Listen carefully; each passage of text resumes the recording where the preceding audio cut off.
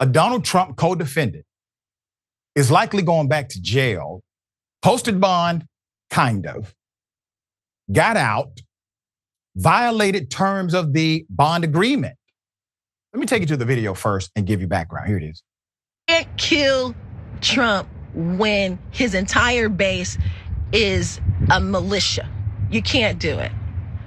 Negro, your mama's fingerprints are on it too. Look, okay? I want to respect black people and black men, but when you come over here and you act crazy and you talk crazy to me, you'll be outdone, okay? You'll be outdone. Everybody's alive. There's no murder weapon. As a matter of fact, there's a woman sitting somewhere who knows this whole thing is a lie. Who knows I never did anything to her? Who knows who knows she begged me for help? There's a woman sitting somewhere who knows that I'm going to f her whole life up when this is done. Put up the picture full mass. This was courtesy of the Fulton County Sheriff's Office, Sheriff Patrick Labat. Now, she says she's going to F somebody's life up.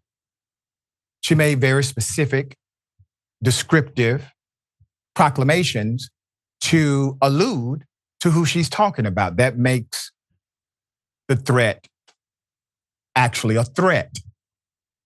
Keep that picture up. Hell of a background. This is a Trump co-defendant, by the way. Trevian Kutti, a co-defendant in the Georgia election fraud case against former President Donald Trump, could see her $75,000 bond revoked after prosecutors allege she potentially threatened a high-profile witness on social media. Kutti, who is the former publicist for Kanye West, was indicted by Fulton County DA Fani Willis in August alongside 18 co-defendants, including Donald Trump, under Georgia's RICO Act for allegedly interfering with the 2020 election. Following the RICO indictment, she and the other co-defendants were quickly released on bond. We all remember. But no more than 3 months later, the lobbyist from Nebraska is in hot water again, this time for comments she made in recent days on Instagram Live, which may have violated her bond agreement. In court papers, Fulton County prosecutors claim she intended the message as a threat against Freeman, suggesting that Kutti could be holding a grudge over the serious federal charges she faces. There's more. On the video, Kutti sought to dismiss the threat claims against her, suggesting that police were already aware of a video recording of a conversation she had with Freeman. However, it was unclear if Kutti was referring to police body camera footage taken in Atlanta, January 2021, that was now central to the fraud case against her. Legal experts who have been closely monitoring the criminal case said her comments could hurt her chances to remain free before the 2024 trial. While some even felt she could face a superseding indictment, meaning additional indictment, additional charges, due to the bold remarks. So basically, what the experts are saying is that this is more than a simple bond revocation issue. This is likely an additional charge and bond revocation because the threat seemed to be direct. There's more. She stirred up controversy, put this up.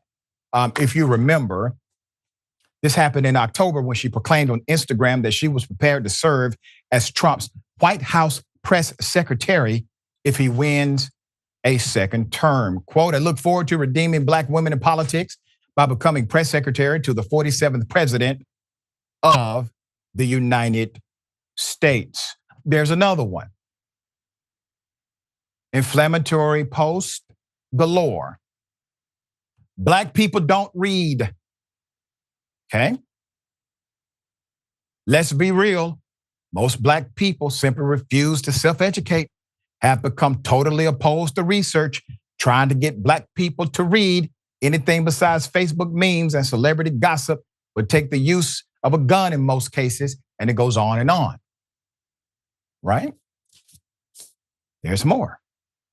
She's also posted offensive content online targeting Black officials like VP Harris, Attorney General Letitia James, and others. So basically, anyone who is a political enemy of Donald Trump, she adopts as her enemy as well. See how it works? Okay. All right. Hell of a thing. So bottom line is this. Judges give gag orders. Trump violates them.